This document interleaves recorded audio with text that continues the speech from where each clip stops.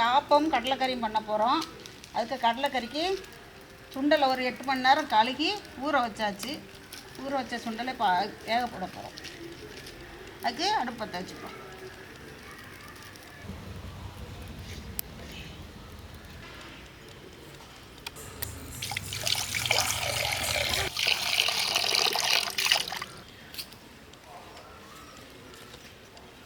ரெண்டு உருளைக்கிழங்கு வெட்டி வச்சுருக்கோம் பாருங்கள். வெள்ளை சுண்டல் இல்லை, சிவப்பு சுண்டல் நல்லா கழுகி 8 மணி நேரம் நைட்டு ஊற போட்டாச்சு. ஊற போட்டு வச்சுருக்கோம்.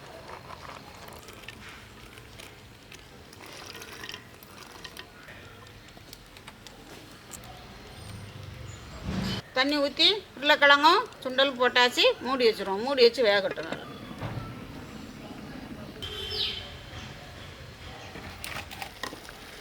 வெந்துருச்சான்னு பார்த்துக்குருவோம். கொண்டக்கடலைக்கு தேவையான உப்பை போட்டுக்குருவோம். உப்பு போட்டாச்சு. மூடி வச்சு வேக வச்சுருவோம். கடலை வெந்துருச்சான்னு பார்ப்போம். உருளைக்கிழங்கும் நம்மளோட சுண்டலும் நல்லா வெந்துருச்சு. இப்போ இறக்கி வச்சிடுவோம். இப்போ இறக்கிட்டு அதுக்கப்புறம் மசாலா வறுக்கணும். அதனால் இப்போ இதை இறக்கி வச்சிடுவோம்.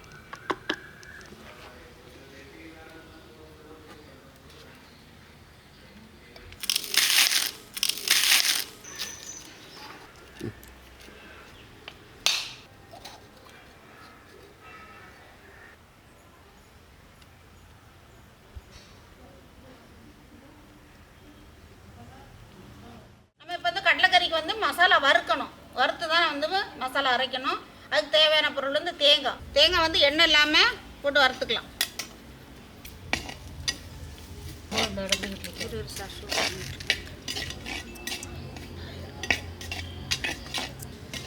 பாருங்க, நல்ல பொன்னிறமாக தேங்காய் வந்து வறுத்தாச்சு. கரிஞ்சிடக்கூடாது. கரிஞ்சா டேஸ்ட் மாறிடும். பாருங்க, இப்படி பொன்னிறம்னு சொல்லுவாங்களா, நல்ல செவக்க வறுத்தாச்சு. இப்போ வந்து 2 கருவேப்பிலை உரி போட்டுக்கலாம். அப்புறம் வந்து மல்லித்தூள் 1 ஸ்பூன் மல்லித்தூள். அப்புறம் வந்து மிளகாத்தூள், அது ஒரு ஸ்பூன். கரம் மசாலா ஒரு 1/2 டீஸ்பூன் போட்டாச்சு. போட்டுட்டு நல்லா வறுத்துடலாம். மசாலா எல்லாமே நம்ம எண்ணெய் போடாமல் தான் வறுத்துருக்கோம்.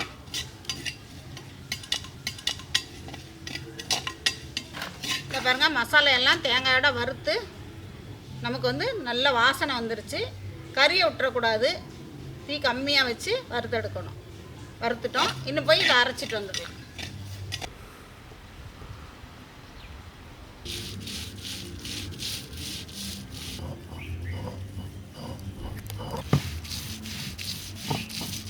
மசாலா அரைஞ்சிச்சு. தோண்டிடுவோம். தண்ணி இல்லாமல் கொஞ்சம் கட்டியாக அரைச்சிக்கணும். ஏன்னா நம்ம திருப்பியும் இதை வந்து வதக்கும்.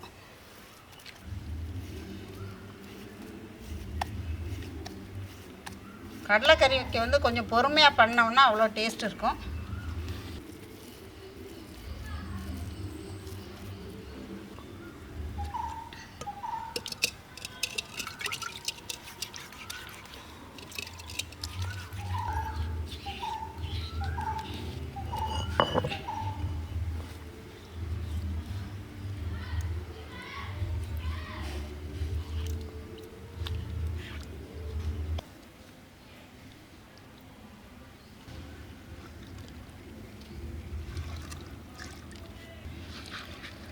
கொஞ்சம் கடலை வேக வச்ச சுண்டலை கொஞ்சம் அரைச்சிக்கலாம். கொஞ்சம் ஒரு கைப்பிடி அளவு வேக வச்ச சுண்டல் எடுத்து இப்படி கொஞ்சம் அரைச்சிக்கிறணும். ரொம்ப மையாக வேண்டாம். பாருங்க, 1-2 அரைச்சிக்கலாம். நான் அரைஞ்சிருச்சு. நம்ம இப்போ வந்து தோண்டிடுவோம். இது வந்து குழம்பு வந்து நமக்கு ஒரு கொழுப்பு கிடைக்கும், நல்லா குழுன்னு. அதுக்கு தான் இதை அப்படி பண்ணுறது. அவிச்சு வச்சுருக்க கடலையில் போட்டுடலாம். பாருங்க, நம்ம வேக வச்சுருக்க உருளைக்கிழங்க நல்லா மேஷ் பண்ணி கைட்டு நல்லா மேஷ் பண்ணி இப்படி போட்டுருவோம். எல்லாம் கொஞ்சம் ப்ராசஸ் பண்ணால் தான் கடலைக்கறி வந்து நல்லாயிருக்கும், கடலைக்கறி மாதிரி இருக்கும். வாங்க குழம்ப தாளித்து கூட்டி வச்சிடலாம். இப்போ இது கூட கம்மி கழுவுன தண்ணியையும் இது கூட ஊற்றிக்கலாம். ஓகே பாருங்கள், நல்லா ஆகிட்டு இப்போ போய் நம்ம குழம்பு தாளித்து கூட்டி வைக்க போகிறோம்.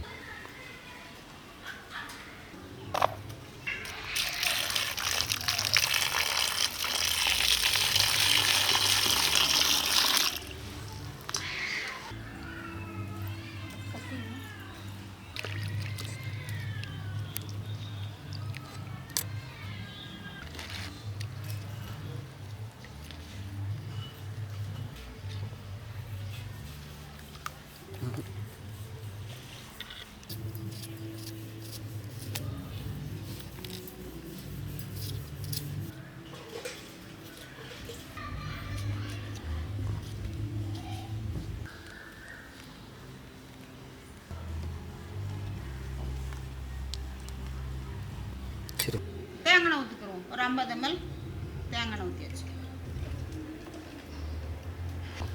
எண்ணெய் காஞ்சிருச்சு. கடுகு உளுத்தம் பருப்பு போட்டுருவோம்.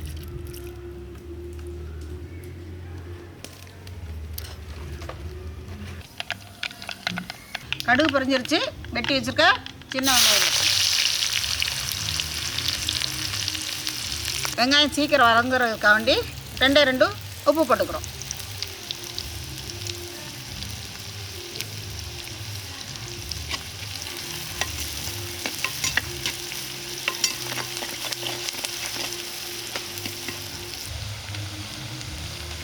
வெங்காயம் நல்லா செவக்கணும்னு தேவையில்லை. இங்கே பாருங்கள், கண்ணாடி பதம் வந்தால் போதும்.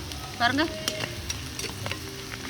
கண்ணாடி பதம்னு சொல்லுவோம்ல, நல்லா செவக்க வேண்டாம், ஒரு கண்ணாடி பதம். பாருங்கள், கண்ணாடி பதம் வந்தோடனே நம்ம வெட்டி வச்சுருக்க தக்காளி, கருவேப்பிலை போட்டு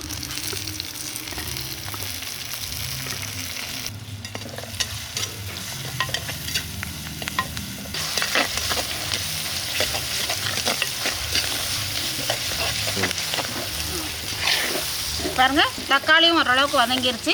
இப்போ நம்ம அம்மியில் அரைச்சி வச்சுருக்க மசாலையை போட்டுடலாம். போட்டு இதுவும் கொஞ்சம் நேரம் வதங்கணும். அதே எண்ணெயில் நல்லா வதங்கணும். அதுதான் நம்மளுக்கு வந்து டேஸ்ட்டு கொடுக்குறது வந்து இதுதான். எண்ணெயிலே திருப்பியும் மசாலையை வறுக்கணும்.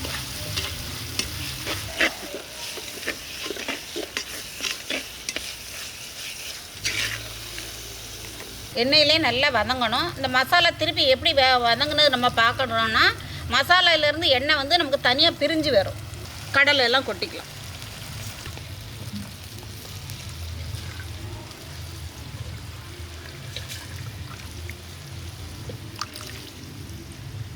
உப்பு வந்து 2 உப்பு போட வேண்டியிருக்கு.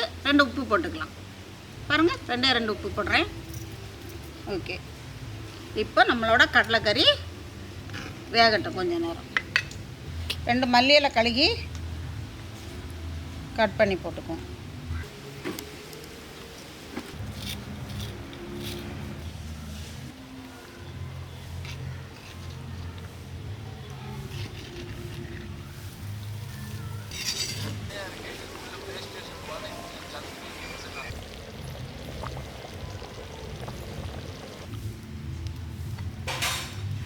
ஆப்பத்துக்கு நம்மளோட வெஜ்ஜு இது வந்து மட்டன் கறி, வெஜ்ஜு மட்டன் குழம்பு. இது